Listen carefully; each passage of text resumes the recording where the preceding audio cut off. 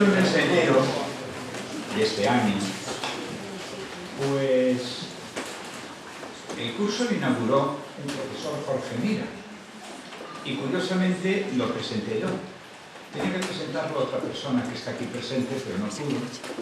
Y me acuerdo que dije yo, buenas noches. Y a continuación dije, bueno, si estuviéramos hablando en junio, a pesar de que sería la conferencia a la misma hora, diría buenas tardes.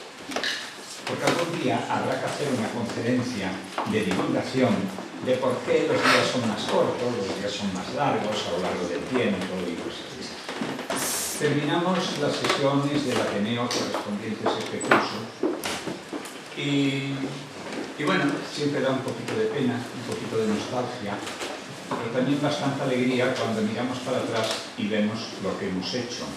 Independientemente del esfuerzo que haya significado hacerlo o no, hemos seguido con el afán del Ateneo, de un lugar donde caben todas las opiniones, donde caben todos los respetos, donde tranquilamente se puede hablar y donde todos vamos a aprender de todos.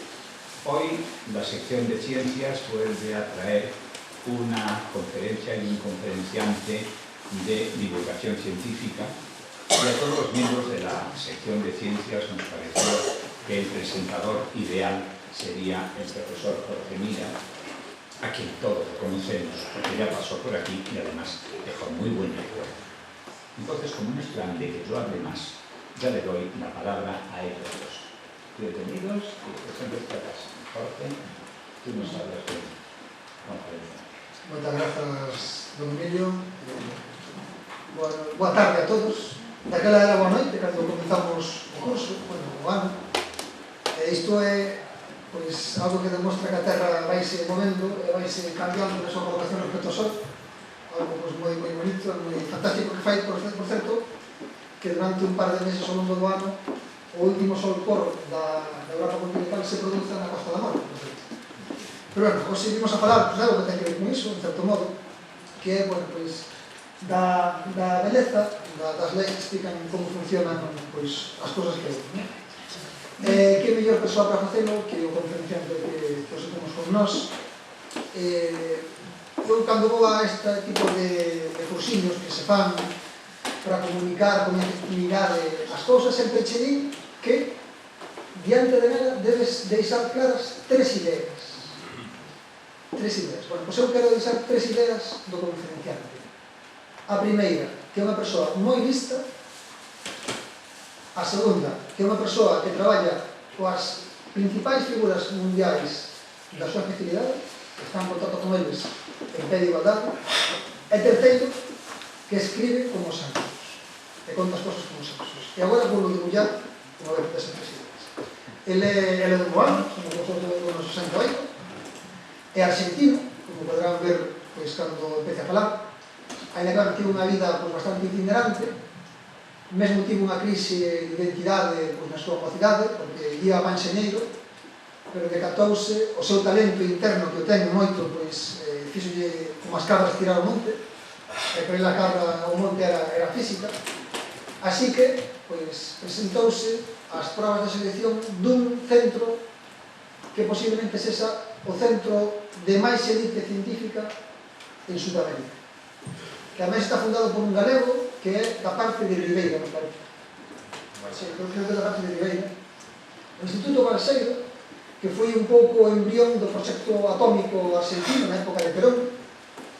Iso fracasou, pero acabou sendo un nido de xente de elite que ademais era reclutada unhas probas moi exixentes, ao punto de que aí só podían acceder para facer a carreira as persoas máis talentosas de Argentina, incluso creo que de fora de Argentina en algún caso. Entón, nese contexto, ele presentou as probas que superou e aí entrou con esa elite argentina, tendo ademais como compañeros de grupintre a xente moi coñecida da que falarei despois. Rematou a súa licenciatura aí, nesa vila que se chama Bariloche, está a cabalo entre Chile e Argentina, ao pé dos Andes, e empezou o seu doutoramento, e por avatares da vida, acabou caendo en esa Santiago de Compostela na súa etapa postdoctoral. Depois tivo pasos por diferentes institucións, por exemplo, en Harvard, onde estivo tamén un tempo, ata que volveu aquí a Santiago con un contrato para Ramón y Cajal, do programa Ramón y Cajal, e hoxe en día é profesor titular da área de Física Teórica do Departamento de Física de Partículas da Universidade de Santiago. O seu tema de traballo está moi relacionado con que vai a exponerse, é un tema de traballo abstruso, difícil, pero que él sabe encontrar ben, porque unha das partes que complementan a súa biografía, alén da propia tarefa científica, é a tarefa divulgativa. Ele empezou, hai uns anos, foi un gran colaborador sempre do programa Conciencia de Divulgación Científica que hai na USC. Creo que un pouco inspirado por iso, empezou a botarse a escribir. E claro, cando empezou a escribir, moita xente decatouse de que, aparte dun gran científico, había un grandísimo escritor. E falo de escritor, porque é algo que inclúe tamén o divulgador. É que ele, máis que divulgar, que o fai tamén moi ben, é un gran autor. Ele podría ser un gran literato de calquera cosa da nosa ciencia. De feito, despois de ter publicado moitos artigos moi bonitos que tiveron premios moi importantes en España, que foron reconhecidos en moitos lugares, aparte de publicar artigos nas principais cabeceras europeas, repito, europeas, sobre ciencia, falo do Diario da República, falo de publicacións en Chile, en Argentina, en Brasil, do máximo prestixio. Pois bueno, cando vi que a cousa estaba bastante madura, cando botou a andar a Comisión de Divulgación Científica da Universidade de Santiago, que por certo pode irse o profesor García, que se presente, tive moi claro que o primeiro autor que tiña que pasar a inaugurar esta colección tiña que ser él, en conxunción co seu socio, un socio que ten ao outro lado do Atlántico, que é o profesor Bomberov, e pariron este libro, que se chama Antimateria, Magia e Poesía, que, según acaban de contar, é o segundo libro máis vendido das editoriais universitarias españolas. Estamos ante un auténtico plazo editorial. Iso, os libros que se publican na Universidade Española consiste un mérito bastante relevante. Un libro que ademais tivo moita presenza fora das nosas fronteiras, sobre todo no Cono Sur. Unha cosa que sempre decíamos cando se presentou o libro é que o feito de levar o símbolo aquí da USC contribúe á expansión do símbolo de calidade da nosa institución máis alá das nosas fronteiras. É un libro que, por certo, poderán mercar, se algún depois de vostedes o pede, aí atrás, está aí atrás, poderán mercalo, xa que estamos aquí, aproveitamos. E, van a ver que o estilo que él ten aquí, riba do estrado, é moi bo, pero é tan bo como o estilo que ten escribir. E por que escribe moi ben? Pois escribe moi ben porque ten un gran coñecemento do tema no que traballa. De feito, ven de publicar hai pouco un artigo bastante duro, pois indescifrable para a gran maioría dos mortais, pero fixo cun antigo compañeiro de pupitre del, no Balseiro, no Instituto Balseiro, nese centro de referencia, que é o profesor Juan Martín Baltacena, que posiblemente sexa o principal físico teórico do mundo nesa parte, e co que traballa, cómodo con cómodo. Isto de ser compañeros de aula tamén nos ajuda bastante nesa proximidade. Ten sacado a moitos alumnos da USC para colocarlos en sitios importantes. Cando no ano 2008 o programa Conciencia puso en marcha unha acción satélite que foi o Premio Fonseca, el que é un nome así afouto, dixo por que non podemos propoñer este Hawking para que veña gañado. Pois dixo, non, por propoñerse, pero o carallo que veña, non? Pois sí, acabou vindo, non? Porque tiña aí uns contactos persoais. Si, home, aquí, mira, aí, agora onde se ve. Tiña contactos persoais que se aproveitaron ben, e de feito, quedou un contacto moi sólido establecido entre o grupo de Hawking a máis el. De feito, ele, a partir desa visita, acabou sendo visitante asiduo dese laboratorio mítico, dese centro mítico en Cambridge, e moitos dos seus estudantes acabaron indo ali a formarse. Eu, como ele, as tres cosas que dicía, é unha persoa moi lista, é unha persoa que traballa con xente moi importante, e ademais escribe e conta moi ben as cousas, como poderán ver a partir de agora. Así que, José,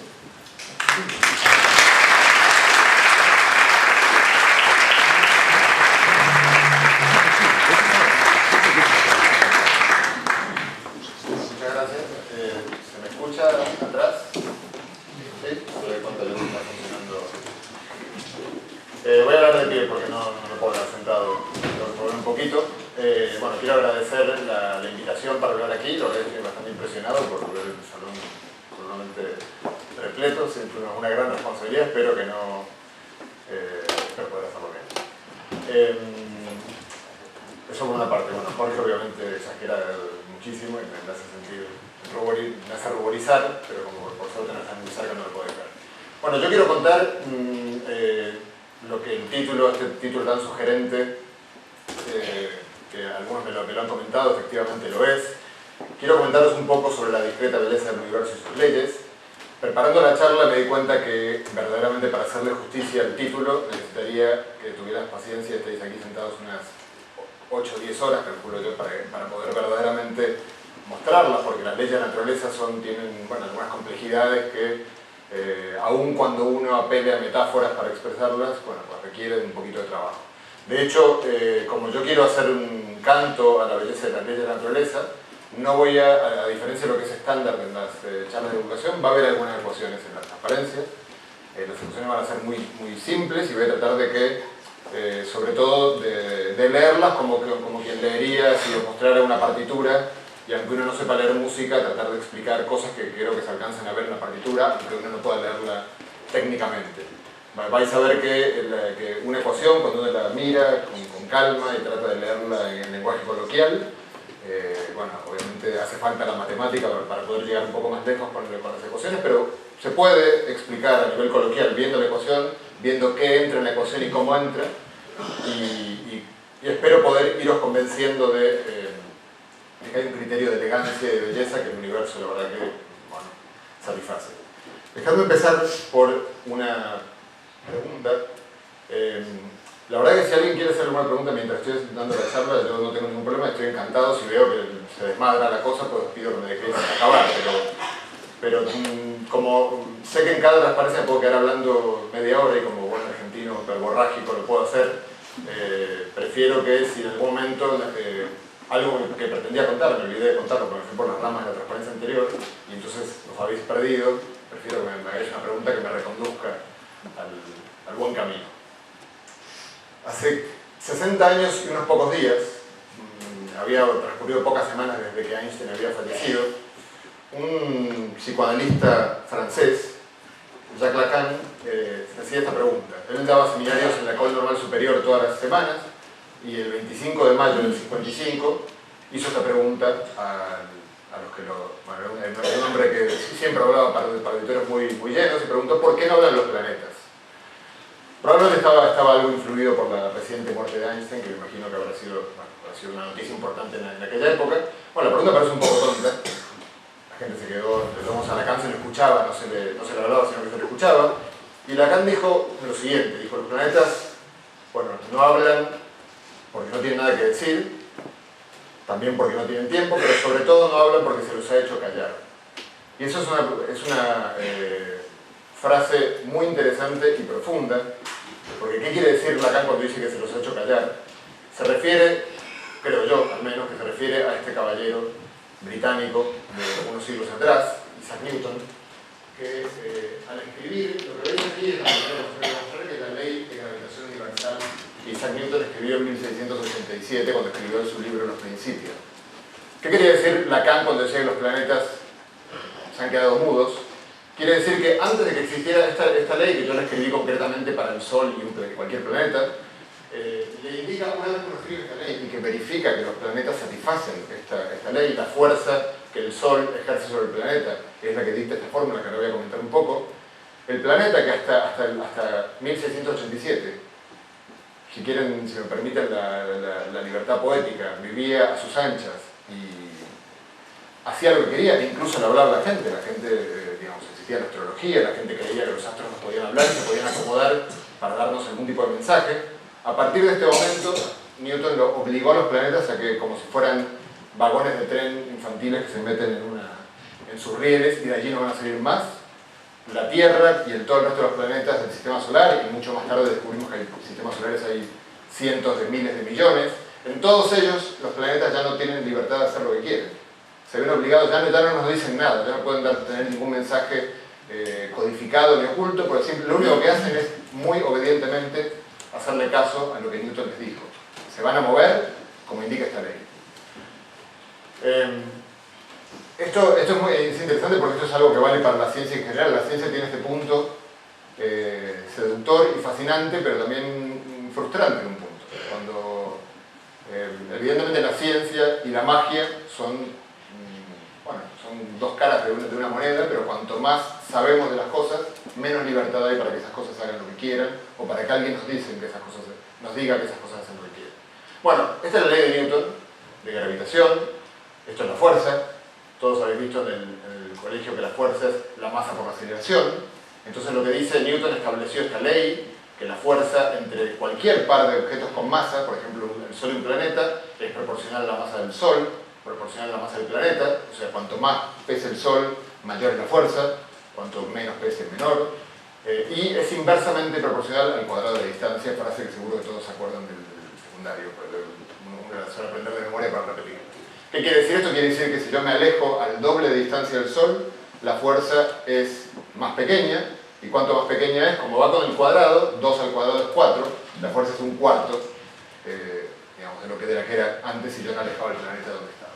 Como al mismo tiempo la fuerza es masa por aceleración, si os fijáis, yo tengo aquí, puedo de aquí, en principio, no lo voy a hacer aquí, y pretendo que lo sepáis cómo hacerlo, pero en principio puedo deducir el movimiento del planeta. Conociendo dónde está el Sol, puedo deducir el movimiento del planeta y puedo preguntarme dónde va a estar la Tierra el 15 de junio de 11.687, cuando estemos celebrando los 10.000 años de esta ecuación, y podemos saber exactamente dónde va a estar. No voy a estar ni yo ni vosotros para confirmarlo, pero les aseguro que podemos decir dónde va a estar respecto al Sol, y va a estar allí. Incluso si ese día hubiera un eclipse, que se va a ver a las 3:15 de la tarde con 20 minutos desde un salar de Antofagasta, les aseguro que va a ser así. Uno puede... Entonces fíjense, los planetas se han quedado sin libertad para moverse. Newton descubrió, digamos, lo más espectacular de esta ley, además, bueno, ya por si fuera poco la espectacularidad de que esta ley es la que se usa en todos los planetas y nos permite saber dónde van a estar, cuándo va a haber eclipses, etcétera, etcétera, es que es universal. Esta ley vale, en la época de Newton todavía no se sabía ni siquiera que había otras galaxias, eso es algo del siglo XX, es bastante reciente, pero bueno, sabiendo que hay otras galaxias, en principio esta ley vale aquí, en Andrómeda y en la galaxia más lejana que se nos ocurra, vale en todos lados, o debería valer en todos lados. Y lo genial es que en la famosa anécdota de Newton con la manzana, Newton lo que se dio cuenta es algo espectacular, que está representado en este dibujo, que es de él. Es un dibujo que él hizo en sus notas, en el que podéis ver un volcán, y aquí hay varias curvas que lo que representan es una piedra que uno se imagina que le está arrojando desde la cima del volcán en forma horizontal. Entonces la primera parabolita pequeñita que veis allí es, bueno, la caída de una piedra que describe una parábola, pero uno puede ver que como el planeta es esférico, si yo voy tirando la piedra cada vez con más velocidad, en principio podría ser que si yo la tiro con suficiente velocidad, la piedra caiga eternamente. Esté eternamente cayendo, pero nunca termine de caer en el suelo. ¿Por qué? Porque cae curvándose, pero la superficie de la Tierra también es curva, y entonces está eternamente cayendo. Y Newton se dio cuenta, no es que se dio cuenta que las manzanas caen como todo el mundo cree, pero que las manzanas caen lo sabe desde los hombres de la edad de piedra, que vieron una manzana caer de un árbol. Lo que se dio cuenta Newton es que la luna cae, que es espectacular. La luna está cayendo en una caída eterna, y en la Tierra está cayendo en una caída eterna, o eterna a todos los efectos prácticos alrededor del Sol. En la ley de Newton, como veis, está esta distancia aquí abajo, y esto tiene un montón de implicaciones muy interesantes. La primera es que, fijaros que en esta ecuación hay algo sospechoso, digamos, pero que Newton, bueno, costó mucho darse cuenta de esto que voy a comentar ahora. Voy a contar un poquitito la historia de las ideas que llevaron a darse cuenta que esto no puede ser así. Pero fijaros que aquí está la distancia y no hay ningún tipo de referencia a, no sé, en qué momento el Sol se puso allí, o si ahora viene alguien y una mano gigante y quita el Sol desde el sitio, cuánto va a tardar la Tierra en enterarse, o el planeta correspondiente. Pareciera como que el planeta sabe a qué distancia está del Sol para poder calcularse la fuerza y acelerarse lo que le corresponde según esta ley. Y eso es un poco raro porque el planeta, ¿cómo hace para saber a qué distancia está, digamos? ¿Qué es lo que marca si el planeta se acerca o se aleja? ¿Dónde está el metro que está tirando para saber a qué distancia está, para saber a qué leyes ceñirse? Parece una pregunta un poco rara la que estoy haciendo, pero ya veréis dentro de poco que no tiene sentido, digamos, en física, y esto es algo que costó mucho darse cuenta. De hecho fue en el siglo XX cuando la persona que lo propuso, bueno, me estoy adelantando, dejamos pendiente esto. ¿Cómo hace un planeta para saber a qué distancia está del Sol? Esa es una de las preguntas, y hay otra que voy a mencionar en un rato sobre el tema de distancia. Dejadme pegar un salto de un siglo.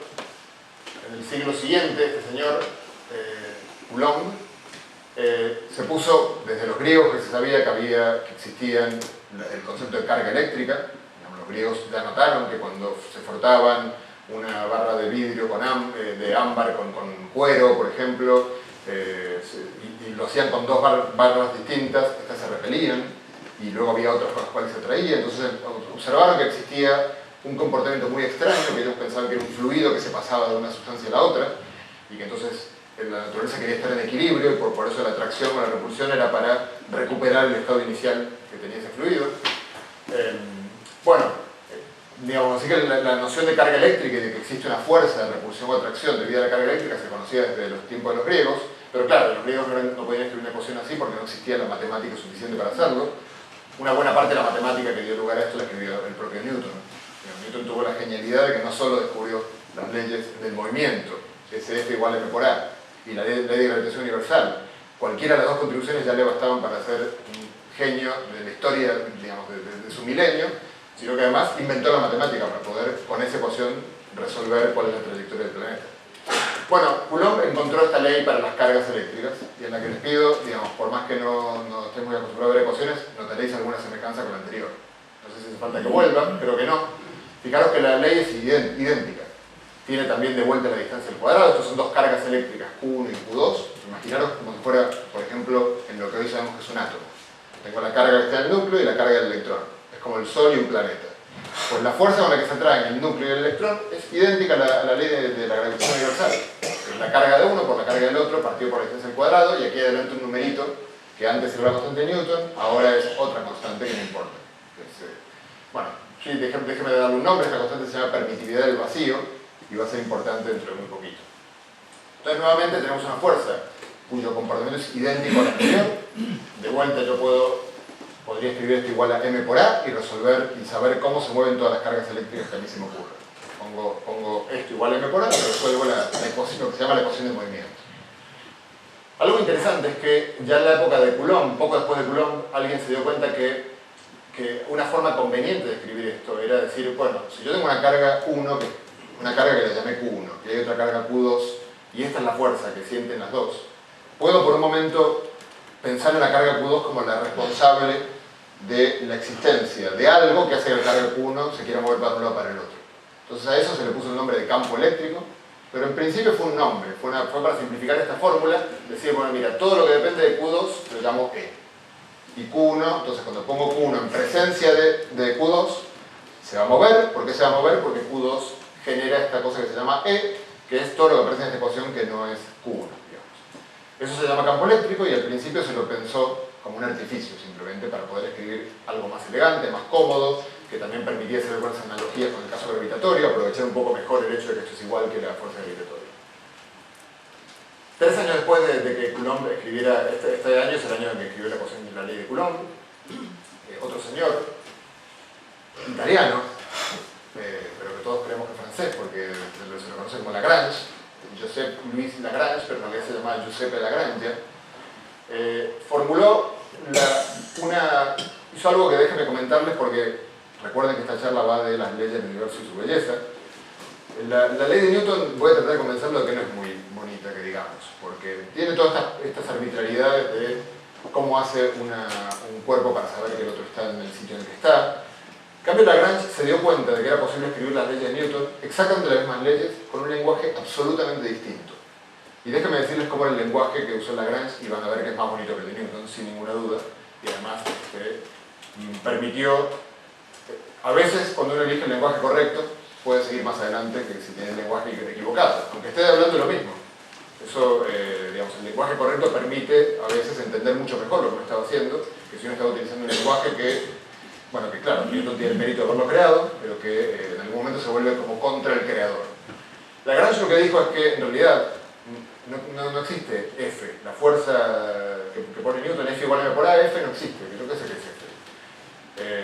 Lo que voy a hacer es inventarme otra cantidad, que hoy en día la conocemos como lagrangiano, se lo representa con una letra L, y los que están más adelante, no sé ni siquiera se alcanza a ver, yo me traje esta camiseta, no suelo usar color verde manzana, pero es que aquí, esta me la compré la semana pasada, estuve en Trieste, en el Instituto de Física Teórica Abdul Salam, en Trieste, y aquí está escrito el lagrangiano del universo. La letra L, aquí a la izquierda, L igual, y el resto, lo voy a ir contando un poquito en la charla, es el lagrangiano del universo tal como lo conocemos hoy en día. De hecho, aquí abajo dice Our universe so far, el universo de momento. Bueno, la idea de esta lagrangiano es genial. La idea de lagrangiano es la siguiente. La LF igual a m por A se va a derivar de otra cosa, que es intentar minimizar una cantidad. Que es una cosa que existe en muchas áreas de la ciencia. O sea, cuando uno dice por qué, no sé, por qué una persona, en el ámbito económico ni hablar, por qué una empresa hizo tal o cual inversión, o una persona tomó tal y cuales decisiones, porque en teoría hizo algún cálculo mental, o en los papeles, o como fuera, intentando maximizar su riesgo, minimizar la pérdida. Cuando a veces en psicología una persona hace cosas que parecieran ir en contra de sus propios intereses, uno dice, claro, pero si no hiciera esto, sería aún peor lo que le ocurriría, por lo tanto también está minimizando el daño psíquico, por ejemplo. Tengo a mi esposa por ahí atrás que luego me va a reñir por decir estas cosas, en las que me meto en terrenos de los que no sé mucho, pero esta idea de que yo tengo alguna cantidad que es relevante, en este caso el lagrangiano, y que lo que tengo que pedir es simplemente que se minimice. El universo se va a acomodar para que el lagrangiano, estoy mintiendo un poquito porque tendría que introducir otra cosa que prefiero no hacer, sea el mínimo posible. Y lo impresionante es que, fíjense que no tiene nada que ver con la fuerza, sin embargo, uno puede demostrar, y se hace en cualquier curso de mecánica en la universidad, que del Lagrangia se reproduce exactamente la ley de Newton. Bueno, sigo un poquitito esta historia de las ideas. En el siglo XIX, la primera mitad del siglo XIX, desde Coulomb en adelante, hubo varios grandes físicos, entre ellos Ampère, Faraday, Gauss, matemáticos también, que contribuyeron a construir lo que veis aquí. Esto que veis aquí son lo que se llaman las ecuaciones de Maxwell. Maxwell es este jovenzuelo que está aquí. Siempre que hay una foto o algún retrato, intento poner la foto o retrato de la persona cuando tenía la edad del momento en que hizo la contribución relevante, porque por ejemplo Maxwell escribió estas ecuaciones cuando ya era un anciano de 34 años, pero las empezó a formular cuando tenía 24 años. La primera vez que habló de esto fue a los 24 años y luego le llevó 10 años básicamente darse cuenta de dos cosas. Estas ecuaciones ya existían, lo que se dio cuenta Maxwell es que le faltaba esta ecuación. Ahora voy a comentar un poquitito para que tratéis de entender esta partitura. Y se dio cuenta de lo que voy a comentar a continuación, que es espectacular, y que es sin duda un punto de inflexión en la historia del conocimiento humano. Estas leyes ya existían, estas dos leyes se llaman ley de Gauss, y fijaros que aquí no importa esta cantidad bit-rot, los matemáticos lo entenderán lo que quiere decir, no importa, la pongo porque no puedo tampoco mentir tanto para no poner lo que tiene que estar allí, pero no importa. Esto quiere decir básicamente que E es el campo eléctrico y B el campo magnético, eso sí que es importante, que tienen que saberlo. Son las leyes del electromagnetismo, porque son el campo eléctrico y el magnético juntos. Esto que está aquí dice que digamos, la divergencia vendría a ser, algo tiene divergencia cuando emerge de un sitio o se mete en un sitio. Por ejemplo, si yo tengo un grifo, de ese grifo sale agua, el fluido del agua tiene una divergencia positiva porque sale del grifo. Y en un sitio en el cual el agua en un sumidero, en un sitio en el cual el agua se mete, tendría divergencia negativa. Y en un sitio en el que el agua pasa, simplemente tiene divergencia cero. ¿Okay? Entonces, que la divergencia del campo eléctrico sea distinta de cero y sea la carga eléctrica, quiere decir que este objeto, que de momento es un artificio, yo les dije que no es un artificio, el campo eléctrico, se origina, se produce si hay cargas eléctricas. Si no hay cargas eléctricas, no se produce. Y fíjense que de vuelta aparece este epsilon cero, que no importa, es un numerito. Esta se llama la ley de Gauss. Esta ecuación que está aquí tiene mucha importancia. Esta ecuación que está aquí dice y lo podemos deducir de la de arriba, que no existen las cargas magnéticas. Si aquí las cargas eléctricas son las que generan la divergencia del campo eléctrico, si aquí no hay nada, hay un cero, quiere decir que no existen cargas magnéticas. No hay monopolos magnéticos, eso es lo que dice esta ecuación que está aquí. Estas dos ecuaciones, esta se llama la ley, esta también se le puede llamar ley de Gauss o ausencia de monopolos magnéticos. Esta se llama ley de Faraday, porque fue Faraday el que la fundó, y esta ley, solo para daros una idea, cuando Faraday fue quizá el físico experimental más grande de la historia, cuando estaba en su laboratorio, de esta ley se deduce básicamente todo lo que son motores, generación eléctrica a nivel como para poder iluminar las ciudades. Antes de Faraday las ciudades eran oscuras de noche, después de Faraday apareció el alumbrado público. De aquí se deduce, para los más jóvenes, el principio por el cual funciona una guitarra eléctrica también. Cuando el Lord, no me acuerdo el nombre, que era el ministro de Finanzas británico, lo fue a visitar a Faraday, porque bueno, alguien le dijo, tienes que ir a ver a este hombre que es muy, muy importante, vio el laboratorio, no entendí muy bien de qué iba y le preguntó, ¿y esto para qué sirve? Y Faraday le dijo, la verdad que no estoy muy seguro para qué sirve, pero estoy seguro que algún día van a cobrar impuestos por esto. Y no siguió. Bueno, fijaros que lo importante de estas dos ecuaciones es que es una relación entre el campo eléctrico y el magnético, que hasta aquí eran dos animales que vivían en jaulas distintas, ya no están más en jaulas distintas. Y esto es muy importante para que esto se llame electromagnetismo. Hasta Maxwell existía esta ecuación, aquí se acababa esta ecuación, y Maxwell se dio cuenta que era inconsistente esto y que faltaba agregar algo, y se podía hacer un experimento en el cual se demostraba que esto que está aquí hacía falta agregar. Y fijaros que aparece otro numerito que llamé mu sub 0, que se llama susceptibilidad magnética del vacío. Bueno, Faraday un cierto día en 1865, cuando tenía 34 años, se dio cuenta de lo siguiente. Se dio cuenta que si escogía estas ecuaciones y empezaba a manipularlas, encontraba que era posible generar como si fuera olas de campo eléctrico y de campo magnético. De hecho, de los dos. Era imposible, si había olas de campo eléctrico, como lo que tenéis aquí, es que cuando varía el campo eléctrico respecto al tiempo, se produce campo magnético, se producía campo magnético que variaba, entonces esta ecuación me dice que si varía el campo magnético se produce campo eléctrico, y estas dos ecuaciones hablan entre sí, y el campo eléctrico hace oscilar el campo magnético, el magnético al eléctrico, y pueden oscilar los dos juntos. Maxwell se fijó, porque la ecuación de ondas era bien conocida en aquella época, encontró que esto satisfacía la ecuación de ondas, y uno puede calcular la velocidad de la onda. La velocidad de la onda era básicamente, estaba relacionada con estos dos numeritos que eran conocidos experimentalmente. Bueno, no iba a decir lo metió en la calculadora, pero lo calculó a mano con la calculadora, y le dio que la onda se propagaba a 300.000 kilómetros por segundo. En esa época ya se conocía que esa era la velocidad de propagación de la luz, con lo cual Maxwell propuso que la luz era una onda electromagnética. No sé cómo hacer para transmitir la espectacularidad de lo que es digamos, la luz, que es algo que es absolutamente crucial para nuestra vida. De repente, que no pareciera ingenuamente, yo creo que es difícil darse cuenta de esto, no pareciera tener nada que ver con la electricidad y el magnetismo, a priori, pues es simplemente una onda electromagnética, y con esto uno puede ver que, en particular, con esto uno puede darse cuenta que, además, la luz que vemos, los colores, la luz visible, es apenas una parte muy estrechita del espectro de posibles frecuencias de la luz. Y entonces tenemos otras formas de luz que no vemos, que nos permiten calentar cosas en la cocina, la luz de microondas, y que además es la que emite el universo temprano. Bueno, la luz ultravioleta contra la cual nos tenemos que proteger, la infrarroja que emite los objetos calientes y que permiten que los soldados con estas gafas tan chulas vean al enemigo como si fuera de día cuando es de noche, porque ven la emisión del cuerpo caliente. Todas esas son formas de luz, igualitas que los colores que vemos, solamente que están en un espectro que nuestro ojo no puede ver, pero sí que podemos ver con aparatos. Bueno, Maxwell hay dos cosas impresionantes de cuando Maxwell formuló esto. Una es que él mismo, yo creo que era tan increíble el resultado, no tanto el resultado, digamos, yo creo que esto él se convenció fácilmente, pero lo que estaba en cuestión, este resultado lo que le estaba demandando a Maxwell, que era un salto cualitativo en su comprensión, era que el campo eléctrico y el campo magnético, que eran artificios que se habían inventado 100 años antes, no eran artificios, eran reales, eran cantidades que llenan el espacio y que pueden vibrar, como muestra la ecuación. Como Maxwell estaba formado, cada uno es esclavo de su época, Maxwell era un hombre de su época, no podía concebir eso, entonces en los trabajos de Maxwell tienen luego toda una serie de reflexiones en los cuales intenta explicar por qué esto es así, y él piensa en una especie de medio lleno de engranajes mecánicos, mecánicos en el sentido de que tienen corrientes eléctricas y todo un sistema muy sofisticado para producir una onda que se propague, porque ¿cuál es la imagen que incluso hoy no tiene una onda? La de una onda en un lago, ¿no? Tiene una piedra, se produce una onda. Entonces eso es lo que tenía Maxwell en la cabeza, entonces básicamente Maxwell la pregunta era ¿dónde está el lago? ¿No?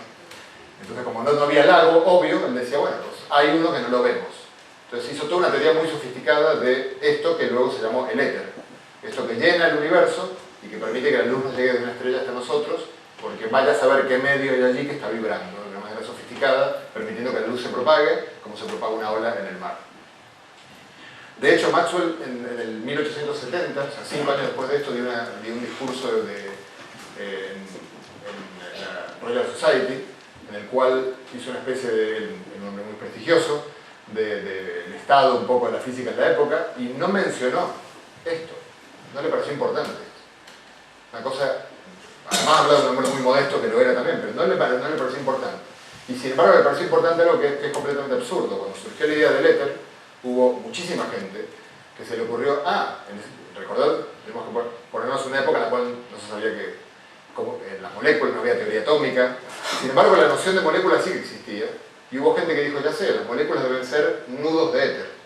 Y como los nudos, imaginaros que ahí de alguna manera se producen como si fueran vórtices, como remolinos de éter, y esos remolinos se anudan, como los nudos tienen, una cosa puede tener un nudo, 2 nudos, 3 nudos, pero no puede tener 2,74 nudos. Entonces eso estaba bien porque ya existía la noción de que los átomos tenían algún tipo de número entero que los clasificaba. De hecho, por esta misma época, después lo voy a poner a Mendeleev, apareció Mendeleev con su tabla periódica, y Mendeleev ya sabía, a tal punto sabía que la tabla periódica estaba numerada por números enteros, que Mendeleev vio que había huecos vacíos, había átomos que faltaban en esa tabla, y predijo que había elementos que tenían que estar sí o sí, porque faltaban en la tabla, y tenían que estar todos los números enteros. Entonces, por aquella época la gente se puso a hacer esto de los nudos de éter, que era una matemática complejísima, y el propio Maxwell creyó que eso era más relevante que esto que habían descubierto. Voy a volver dentro de un ratito para que en el siglo XX yo creo que la primera persona que se dio cuenta de que el concepto de campo era el concepto fundamental, de que el campo eléctrico y magnético no era accesorio, sino que era lo importante, el resto es accesorio, el campo es lo que es importante. Voy a ver dentro de un ratito, es un personaje del siglo XX. Lo importante para que os pongáis un poco en la situación de 1900, las ecuaciones de Maxwell más las de Newton permitían describir todo lo que se observaba desde un grano de sal hasta más o menos el sistema Tierra-Luna. Todo. Claro que había cosas que eran un poco raras, por ejemplo, cuando todos se recordarán del secundario cuando uno resuelve problemas de estos de fuerza, que tiene una polea, un plano inclinado, bueno. Claro, la fuerza que uno pone en una cuerda no es una fuerza fundamental como la que yo puse aquí. Entonces, en ese momento no se entendía muy bien a qué se debía esa fuerza, porque para poder comprender a qué se debe esa fuerza hay que comprender de qué está hecha la cuerda, los últimos constituyentes de la cuerda, y entender que esa fuerza se debe a otra que es la fundamental, y esta no es fundamental. Bueno, este señor Lord Kelvin, dijo esta frase que ya seguramente habéis leído en Inglaterra cuando estaban haciendo el cierre del milenio, y dijo, bueno, la física básicamente está terminada con estas dos grandes teorías, lo único que quedan son un par de nubarrones en el horizonte. El par de nubarrones dieron lugar ni más ni menos que a la cuántica y la relatividad, o sea, toda la física del siglo XX. Efectivamente, parecía muy sutil, parecía que no era muy importante lo que quedaba por descubrir, pero resultó que fue una ventana por la cual apareció una física completamente inesperada. Y la cuántica y la relatividad, si hay algo que es importante, es que introducen esta noción de que el tamaño importa. ¿Por qué? Porque fijaros que esta coincidencia entre la ley de Coulomb y la ley de Newton generan la impresión de que no es tan importante. Si el sistema solar lo miniaturizamos, decimos, bueno, venga, a partir de ahora todo lo miniaturizamos, da igual, da absolutamente igual. Las leyes son las mismas, no hay nada que ahí diga en esas ecuaciones cuál es la escala en la cual eso vale, y por ejemplo uno podría preguntar si la ley de Newton vale a escalas microscópicas. Y aunque no lo crean, hoy no sabemos si la ley de Newton, la de gravitación que vimos antes, que en realidad no es la teoría correcta de la gravitación, pero que vale bastante bien aproximadamente, no sabemos si vale por debajo del cuarto de milímetro. Es muy difícil hacer los experimentos, es muy muy difícil, y en el año 2000 hubo todas unas ideas muy interesantes de física teórica que llevaron a que se hiciera un experimento que costó como 500 millones de dólares en Estados Unidos, con el cual se logró llegar hasta el cuarto de milímetro. Y de ahí bajar es extremadamente caro hacerlo y ya tampoco la gente tiene muy claro que sea muy importante. Pero el tamaño importa quiere decir que la física cuántica es la física de los sistemas pequeños. Y la física cuántica, otro día les puedo dar una charla de física cuántica que es bastante espectacular, cómo funciona la física cuántica, es completamente distinta a la física que estamos acostumbrados, es completamente antiintuitiva y es rompedora de cerebros, por así decirlo. Es imposible entender, tenemos una serie de ecuaciones que sabemos que están bien, porque gracias a ellas funciona el proyector, el portátil, el teléfono, toda la electrónica moderna, y sin embargo cuando tratamos de explicarla en palabras, ocurren cosas que violan la lógica aristotélica, por ejemplo. O sea, que las cosas que el principio del tercer excluido, la cuántica no lo satisface. Las cosas pueden ser A, no A, y las dos cosas al mismo tiempo, y ninguna de las dos a la vez, todo al mismo tiempo. Y entonces la naturaleza se comporta así, en escalas pequeñas, y eso no lo vemos en la vida cotidiana. En la vida cotidiana sí que yo o estoy aquí o no estoy aquí, pero no estoy al mismo tiempo, cumplo esos dos enunciados. Y la relatividad también tiene que ver un poco con el tamaño, pero la relatividad en principio tiene que ver con las velocidades, con que yo puedo querer, bueno, puede haber otra persona que esté en otro sistema y tiene que ver la misma física que yo. El principio fundamental de la relatividad no es que todo es relativo, sino todo lo contrario. La relatividad lo que dice es que de alguna manera sofisticada, cualquier persona que haga experimentos tiene que ver lo mismo, no importa si está quieto, si se mueve en un tren, o si se mueve en un tren bala a una velocidad cercana a la luz. Y de hecho la relatividad general, que viene un poco después, directamente extiende ese principio para cualquier sistema. Una persona que esté en un planeta que rota y otra que está quieta en algún sitio del universo que no rota, tienen que tener las mismas ecuaciones para definir la física. No puede ser de cada una que yo tenga que preguntar dónde estoy para saber qué ecuaciones uso. Eso es lo que Einstein postuló y funciona bastante bien. Déjenme contar 8:44, bueno, estoy mal de tiempo, a pesar que no tengo. Déjame contarles un par de historias más antes de llegar al siglo XX. Una muy interesante involucra al señor que vimos antes, a Kelvin, y a este señor que está acá, que no lo reconocen, pero es Darwin. Bueno, lo pueden reconocer por el título de Teoría de la Evolución. Kelvin le planteó a Darwin una de las dificultades más grandes. Darwin tuvo que pasar situaciones muy tensas cuando escribió El origen de las especies, pero él mismo reconocía que la única objeción que él no podía responder era la que le planteó Kelvin. Y es muy interesante porque la objeción de Kelvin nos hace saber que o bien tiene razón Kelvin y la evolución no puede ser cierta, o bien tiene que haber alguna fuerza más en la naturaleza. Porque Kelvin lo que dijo es, a ver, Darwin había estimado que la evolución para llegar al estadio actual necesitaba unos 2000 millones de años. Y Kelvin le dijo, a ver, yo sé la masa del Sol, porque sé la órbita de la Tierra. La masa del Sol, imaginemos el mecanismo más eficiente de combustión que tenemos en la Tierra. En el Sol hay una especie de horno que está ahí dándonos calor. Imaginemos el mecanismo más eficiente de combustión. Hizo el cálculo y le daba que el Sol tenía que extinguirse a los 6000 años. No le llegaba por los 2000 millones de años. Kelvin le dijo, mira, voy a ser bueno contigo y supongamos que el Sol, aunque se debería extinguir en 6000 años, que obviamente tampoco yo lo creo, por alguna razón muy afortunada están cayendo meteoritos continuamente que entran en ignición al chocar con el Sol y lo mantienen como si fuera leña que estamos tirando a los mares. Pero claro, no puede haber infinitos meteoritos porque los veríamos. Entonces tiene que ser una cantidad que sea razonable con lo que no vemos. Bueno, hizo la cuenta y en el caso más optimista de todos, el Sol vivía 20 millones de años. ¿Sí? Así que no sirve, no puede haberse producido la evolución porque no existe la Tierra hace tanto tiempo como el que necesitas para la teoría. Claro, lo que no contempló Kelvin es que la combustión solar no fuera combustión química, sino que fuera nuclear. Entonces uno podría de aquí deducir, digamos de alguna manera, que o tiene razón Kelvin o hay alguna otra forma de energía que no tiene que ver con reacciones químicas. Y de hecho es lo que sabemos que ocurre hoy en día. La energía solar se produce por fusión nuclear en el interior del Sol, de hidrógeno en helio, y eso produce una cantidad de energía que es muchísimo mayor que lo que produce cualquier reacción química, y por eso los cálculos de Kelvin son completamente inútiles para la realidad. Bueno, el señor que se dio cuenta, que yo creo que apostó, bueno, se dio cuenta de todo básicamente, pero en particular de este que está aquí, Albert Einstein, en 1905, formuló unas cuantas cosas, por las cuales debería ganar unos cuantos premios Nobel. pero en particular se dio cuenta de que el campo es el concepto fundamental. Yo creo que él fue, la maduración de la idea de Maxwell acabó en él. O sea, él fue la persona que dijo, pero a ver, no está viendo este hombre lo que tiene frente a sus ojos, y es que el campo es lo importante, y entonces lo que tengo que pensar, no hay éter, básicamente, no hay éter. La luz se propaga de las estrellas hasta nosotros no porque haya ningún medio en el camino, simplemente porque el campo eléctrico y el campo magnético llenan el universo. Entonces pueden vibrar ellos mismos, no hace falta que tengan un medio en el cual vibrar. Bueno, Einstein escribió la teoría de la relatividad especial, en la cual otra de las cosas que revolucionó es el tiempo. Este cuadro de Dalí está muy bien porque muestra el tiempo que era hasta Einstein. Y yo creo que hasta hoy en día la gente no es consciente de esto que ocurrió hace 110 años. Y es que el tiempo no es un reloj universal que está para todo el mundo al mismo ritmo.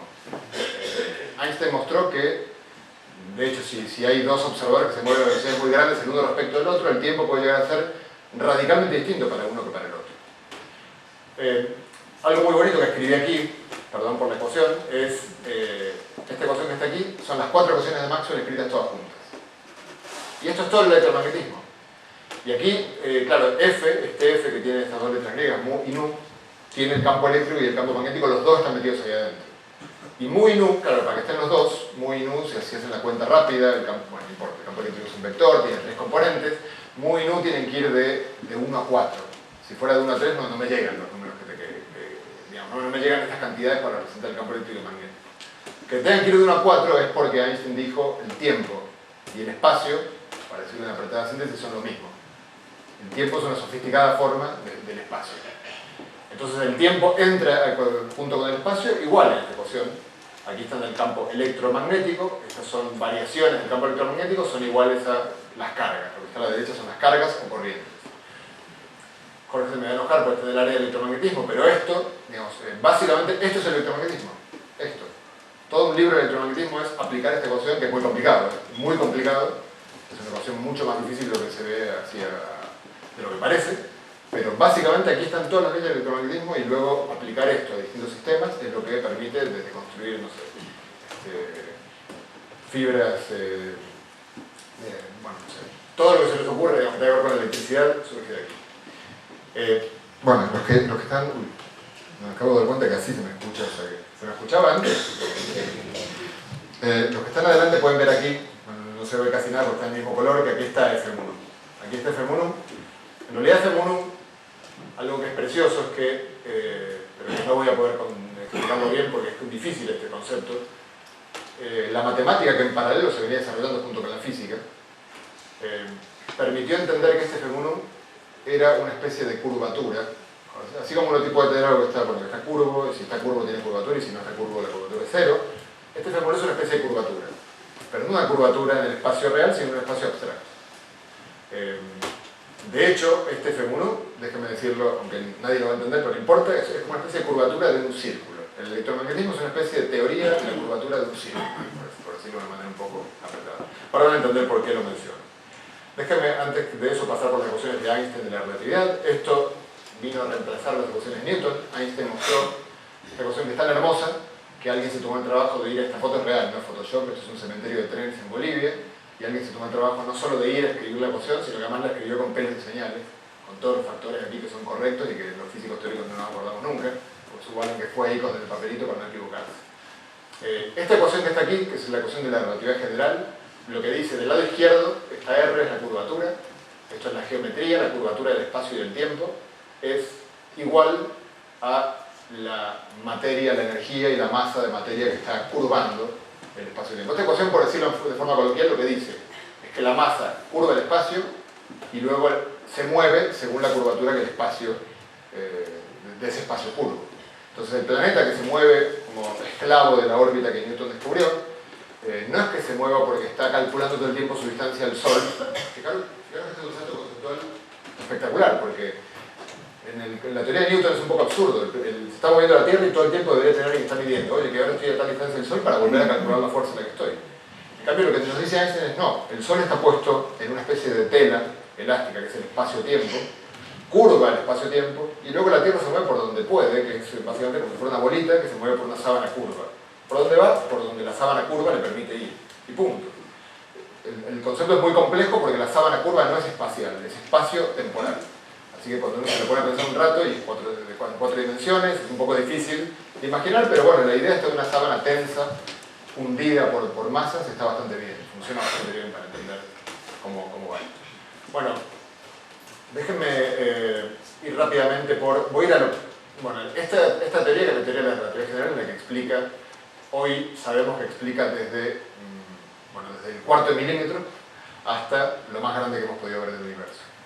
La teoría esta funciona increíblemente bien, tiene predicciones espectaculares, como la deflexión de la luz, que cuando pasa cerca de una estrella, que fue comprobada muy poco después de que Einstein escribió la ecuación, y por eso Einstein pasó a ser una celebridad. Bueno, entre otras predicciones, que por ejemplo, esta ecuación la estáis vosotros comprobando todos los días cuando usáis el GPS. El GPS funciona teniendo en cuenta detalles sutiles de esta ecuación que si no los tuvierais en cuenta se producirían errores acumulativos en un día ya tendrías errores de 1 kilómetro en la ubicación de donde estáis en el planeta Tierra.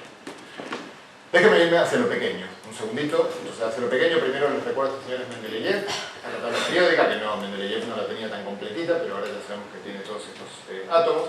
Y sabemos que la tabla es así, no nos falta nada en el medio. ¿Por qué? Porque tiene un numerito, 1, 2, 3, 4, que nos dice cuántos protones tiene el núcleo atómico. El protón es una partícula que no es fundamental, pero que queríamos que era fundamental hasta hace unas décadas. Y claro, no puede haber un número, el protón se puede dividir, se puede romper el protón, pero deja de ser un protón. No hay un medio protón. Hay un protón o 2 protones, pero no hay 1 y medio. Entonces, claro, yo sé que este átomo tiene un protón, este tiene 2, este tiene 3 y no hay nada del medio. Y si nos faltara, que es lo que le pasó a Mendeleev, algún átomo le faltaba, él dijo, tiene que estar, en algún sitio tiene que estar y tiene que poder verse, porque tiene que haber un átomo con todos los números posibles de protones. Sería rarísimo que no existiera un átomo de, no sé, de 17 protones, pero sí de 18 y de 16, sería muy raro. Bueno, hoy en día entonces tenemos este modelo atómico, que formuló Bohr y que hoy en día lo conocemos todos, pues es casi un ícono pop. Fijaros que hay una pregunta clave que uno puede hacerse aquí cuando uno le explican esto en el colegio, que es por qué estos protones se mantienen juntos en el núcleo. Si me dijo Coulomb 2 siglos atrás que partículas de carga igual se repelen, estos protones deberían querer irse muy lejos el uno del otro. Fíjense qué curioso, cuando Bohr planteó el modelo de Bohr, que estaban presentes, por así decirlo, metafóricamente, en esa época estaban Einstein, Heisenberg, Pauli, Dirac, o sea, era una dream team de genios del siglo XX. Nadie le dijo, que yo tenga constancia, dijo, hombre, esto no puede ser cierto. No puede ser cierto porque los protones no pueden quedarse juntitos en el núcleo. A menos que haya otra fuerza más, que no hemos visto hasta ahora, que tenga lugar, que como no la hemos visto, tiene que ser una fuerza que tenga lugar solamente en escalas pequeñas, y que sea la que mantiene los protones juntitos a pesar de que se quieren ir muy lejos unos de otros. Y de hecho, es así. Varias décadas después, se vio que había una fuerza más que tiene que ver con el hecho de que los protones no son partículas fundamentales, sino que son paquetitos que tienen otras partículas que se llaman quarks. Y esa fuerza es una fuerza entre los quarks, una fuerza muy exótica, tiene propiedades muy exóticas, porque la fuerza entre los quarks es muy fuerte cuando uno los quiere separar. La mejor forma de imaginar la fuerza de los quarks es pensar que los quarks están unidos por una goma elástica flácida. Entonces, cuando están cerca el uno del otro, no se enteran digamos, es muy raro porque es lo contrario de lo habitual. Un quark muy cerca de otro está libre. Cuando lo quiere alejar, siente que está el otro y no se quiere ir muy lejos. Entonces, los quarks hay quarks de varios tipos, en particular tanto de 2 letras, en este caso up y down, la U y la D, son los nombres que se pusieron en su momento. Con esto descubrimos que el protón y el neutrón son casi lo mismo, difieren solamente en un quark, y de hecho esto permite entender por qué hay protones que se convierten en neutrones y viceversa. Eso está contado en el libro, un poco de propaganda, creo que es uno de los textos más logrados. Y lo impresionante es que la fuerza, tanto la fuerza débil, que es la que mencioné antes sin darle el nombre, que es la del Sol, la de las reacciones nucleares, como esta fuerza, si me piden que yo les escriba el lagrangiano, ahora podemos hablar así, parece increíble, pero vamos a decir, el lagrangiano sería idéntico a este, idéntico. También hay un F mu nu para la fuerza fuerte y hay un F mu nu para la fuerza débil. Las tres fuerzas se escriben exactamente igual. Esto es una unificación espectacular. Las tres fuerzas están hoy en día totalmente unificadas, está totalmente comprendido que están unificadas. Y lo que es bonito es que si yo les dije antes que F mu nu es la curvatura del círculo, estos F mu nus, el de la fuerza fuerte y el de la fuerza débil, son más sofisticados. Es como si fuera la curvatura de una esfera 2 y 3 dimensional imaginaria. Y si me permiten un poco dar un paso más, diría, si hay tres fuerzas, una que es la curvatura de un círculo, otra de una esfera, otra de una esfera tridimensional, y yo sumo 1 más 2, 3, más 3, 6, más 3 espaciales 9, más una temporal 10, bueno, las 10 dimensiones en las cuales alguno habrá escuchado por ahí que la teoría de cuerdas vive, no es tan absurdo, no es tan absurdo. Algo tiene que ver con todo esto, y podría ser el origen de esta estructura de fuerzas en la naturaleza. Pero de ese tema no voy a hablar hoy, es lo que lo pregunto. Bueno, me falta un ingrediente, entonces si alguien pudiera leer aquí ya vería que la primera línea ya la expliqué. Esta R es la que da lugar a las ecuaciones de Einstein. Claro, ahí estaban las ecuaciones, la que se la llano, hay un pequeño impaso de uno al otro. Aquí está el F1. Me falta agregar la materia está escrita por esta ecuación que escribió este señor que está aquí cuando tenía 26 años. Y esta es la historia de la escritura de esta ecuación, que esta es una baldosa, esta es la bahía de Westminster, en Londres. Dirac explícitamente no quiso ser enterrado en la bahía de Westminster y murió en Estados Unidos, pero se puso una baldosa para recordarlo. Esta ecuación que es una belleza, en otra de las charlas que suelo dar habitualmente, y en el libro, en el texto principal del libro, cuenta la historia de esta ecuación. Es una ecuación increíble por lo compacto que es, porque de ahí se deriva básicamente toda la química y buena parte de la física, y porque de esta ecuación, simplemente dándole sentido, Dirac predijo que tenía que existir la antimateria, cosa que luego se comprobó, muy poco después se comprobó experimentalmente. Bueno, esto es, digamos, los quarks, electrones, toda la materia está hecha por satisfacer esta ecuación que está aquí. Entonces déjenme, ya voy a ir acabando. Déjenme contarles entonces lo que se llama el modelo estándar de partículas, que es la unificación de estas tres fuerzas fundamentales. Está dada entonces por, bueno, tiene toda esta serie de partículas que veis aquí. Se parece un poco a la tabla de Mendeleev. Aquí los que tengan buena vista van a poder ver que está el año en el cual fueron descubiertas las distintas partículas. Estos que están aquí se llaman fermiones, son partículas que son las que componen la materia, y los que están en la columna de la derecha son bosones, son los responsables de las interacciones.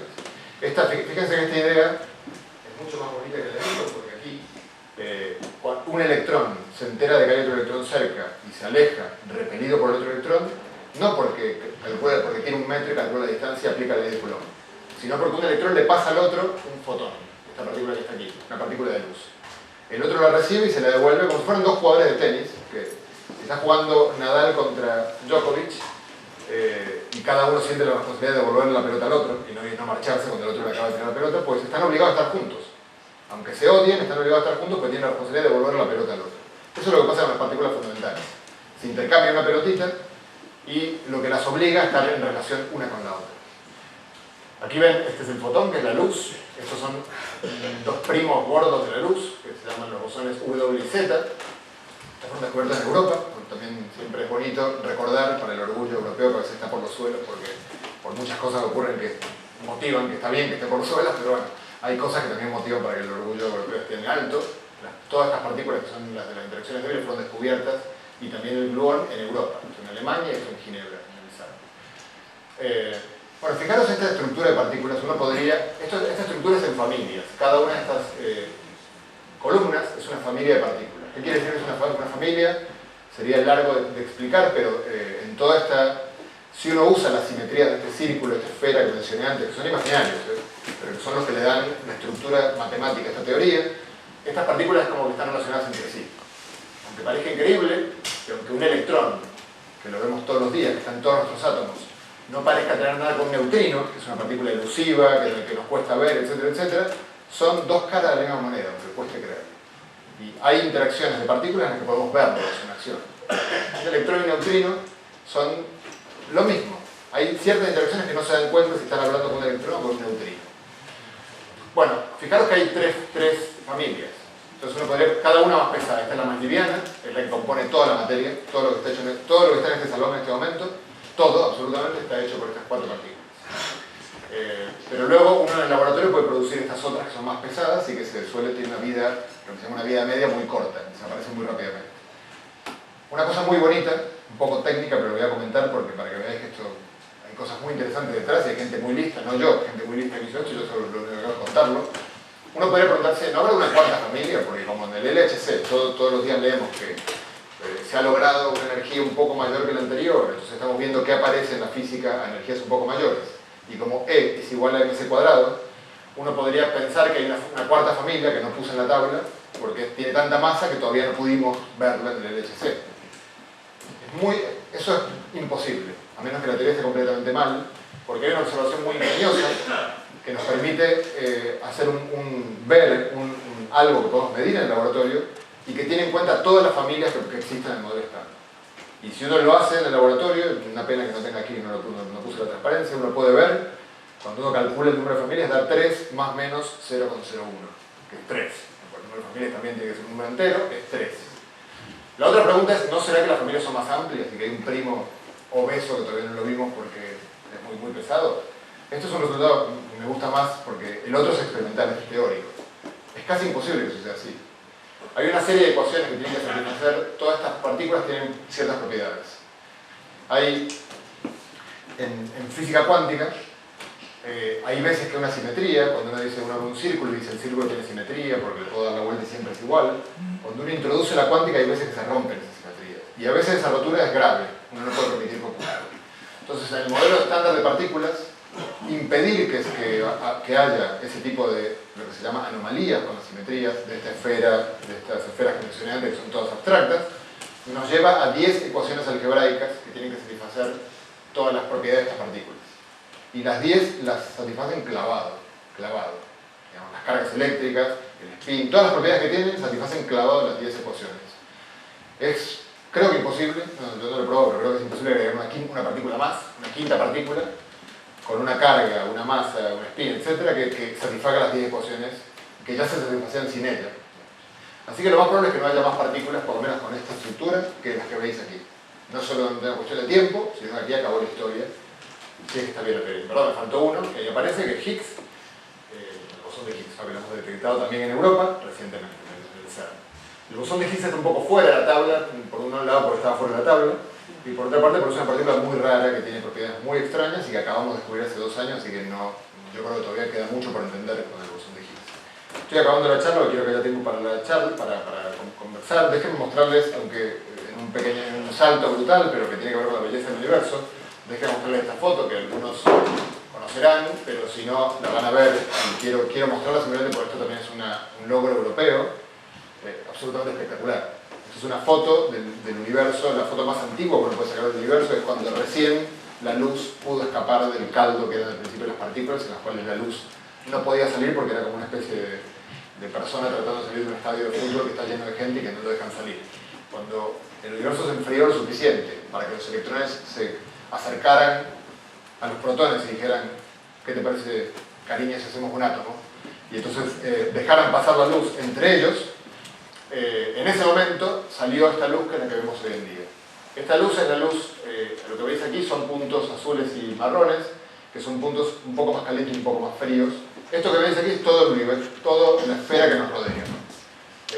De aquí para aquí sería dar una vuelta hacia alrededor del ecuador de la Tierra, de aquí para aquí es subir hasta el polo, mirar hacia el polo, y de aquí para aquí mirar hacia el polo sur. O sea, estáis mirando todas las posibles direcciones desde la Tierra. Uno podría decir que es raro que haya puntos de estos colores, que quiere decir que la temperatura es tan distinta en esta parte que es como azul, fría, y en esta parte parece más caliente.